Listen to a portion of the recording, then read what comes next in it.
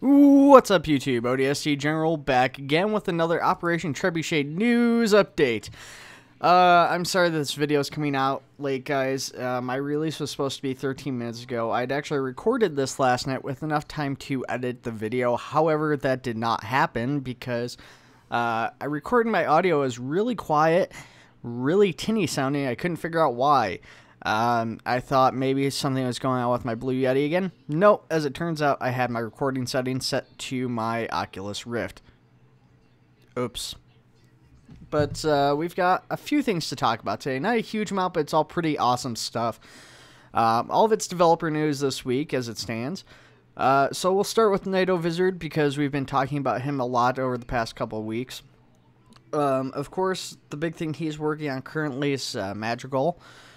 He continues development of it, new buildings, new areas in town. Big thing he's working on right now, though, is the finer detailing on the map. So, you know, putting dumpsters in and just kind of interesting things to make the towns look more lived in and alive.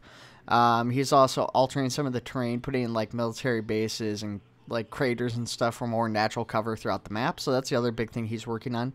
But the biggest two things he has for the map now aren't the map itself. It is a Liberation gameplay mode that he just released yesterday.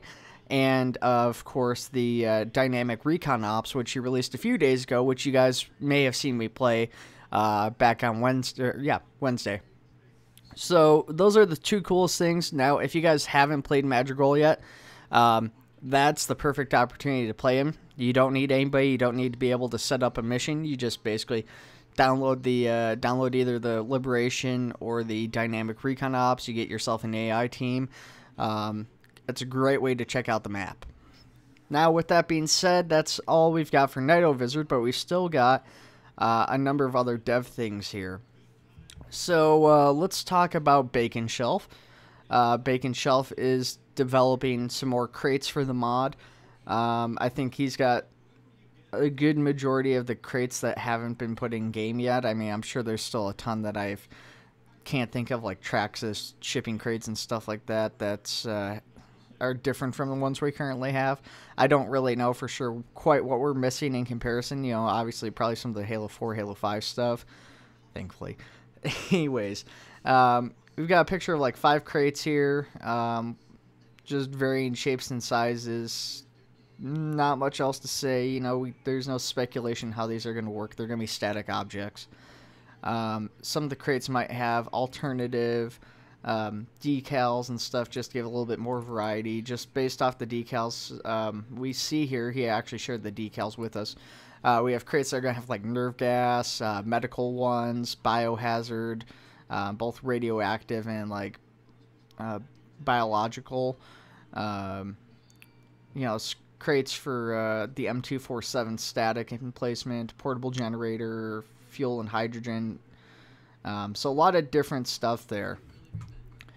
And then we've got, of course, Immortal Phoenix continuing his work on the Halo 3 pilot helmet. It's just about done with its modeling and texturing here. It's pretty much in its final version. In these pictures we see there might be some minor alterations that go forward after they try to get it in game, but for all intents and purposes, it is pretty much done here.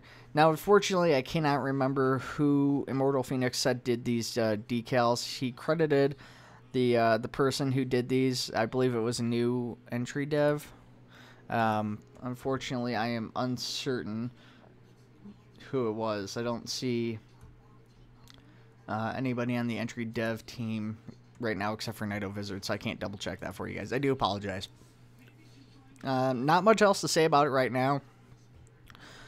Hopefully it'll be in game before too long, but even if it is, we have to wait for the next update for the mod to come out to see it. Hopefully we should be seeing some in-game screenshots, though. Once those come along, of course I'll share those guys with you. And then lastly, this one's probably going to be the most exciting for most people. We've got something from Jedi Nick. Now, guys, before you get really excited, bear in mind this is actually a number of months old.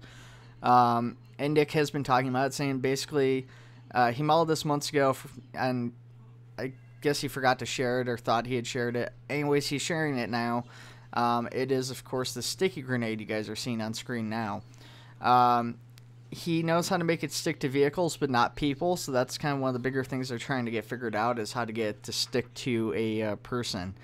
So still kind of on the floor for, development wise here.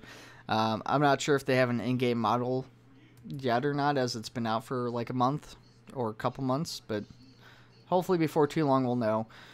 If you guys are unaware, I still get a lot of people asking about First Contact. First Contact should be getting further developed as we speak. That was according to the devs a number of months ago, that after the current patch released, they would begin working on updating at least one or two aspects of First Contact, hopefully more. They have a bunch of assets they're sitting on. It's just a matter of getting those assets implemented into the mod and getting them going, which there's only like one person, maybe two people who can do that on the dev team, which is part of the reason it's taken so long to get it developed at all. So hopefully we'll see that before too long. But that's all we have for this week, guys. So in the comments below, let me know what your favorite thing was from this week. What are you looking forward to most in the mod? Let me know in the comments below. Like, subscribe, share, do all that stuff. That's always appreciated. Really helps me out. And I'll see you guys in the next video.